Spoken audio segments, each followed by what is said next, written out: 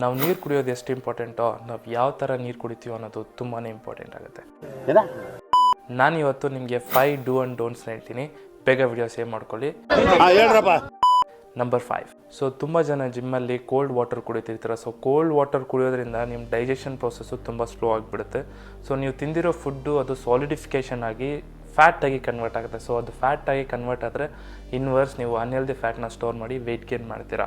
So always prefer normal water are better hot water. Tip number 4. ನೀವು ಬೆಳಗ್ಗೆ ಎದ್ದಿದ ತಕ್ಷಣ without brushing ವಾಟರ್ನ consume ಮಾಡೋದು ತುಂಬ ಒಳ್ಳೆಯದು. ಯಾಕೆ ಅಂತೀರಾ? ಸೊ ರಾತ್ರಿ ನೀವು ಮಲ್ಕೊಂಡಾಗ ನಿಮ್ಮ ಬ್ರೈನು ಮೌತ್ಗೆ ಒಂದು ಸಿಗ್ನಲ್ ಕಳಿಸಿರುತ್ತೆ, ಬೆಳಗ್ಗೆ ಎದ್ದ ತಕ್ಷಣ ಇವ್ರು ಏನಾರ ಕನ್ಸ್ಯೂಮ್ ಮಾಡ್ತಾರೆ ಅಂತ. ಸೊ ಮೌತಲ್ಲಿ ನಿಮಗೆ ಗುಡ್ ಬ್ಯಾಕ್ಟೀರಿಯಾ ಪ್ರೊಡ್ಯೂಸ್ ಆಗಿರುತ್ತೆ.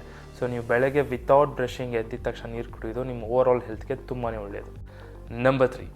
ವಾಟರ್ ಯಾವತ್ತು ಒಂದೇ ಸಲ ಕುಡಿಬಾರ್ದು, ಸಿಪ್ ಬೈ ಸಿಪ್ ಕುಡಿಬೇಕು. ಸಿಪ್ ಬೈ ಸಿಪ್ ಕುಡಿದಾಗ ವಾಟರ್ ಜೊತೆ ನಿಮ್ಮ ಸಲೈವ ಸ್ಟಮಕ್ ಹೋಗುತ್ತೆ. ಆವಾಗ ನಿಮ್ಮ pH ಅಸಿಡಿಕ್ ರಿಯಾಕ್ಷನ್ನು ಬ್ಯಾಲೆನ್ಸ್ಡ್ ಆಗಿರುತ್ತೆ. ಸೊ ನೀವು ಒಂದೇ ಸಲ ವಾಟರ್ ಕುಡಿದಾಗ ನಿಮಗೆ ಅರ್ನಿ ಆಗುವಂಥ chances, appendix, may be prostate cancer ಆಗೋ ಚಾನ್ಸಸ್ ಕೂಡ ಇರುತ್ತೆ. ಸೊ ಅದಕ್ಕೆ ಯಾವತ್ತು ಅಷ್ಟೇ ವಾಟರು ಸಿಪ್ ಬೈ ಸಿಪ್ ಕುಡಿಯೋದೇ ಒಳ್ಳೆಯದು.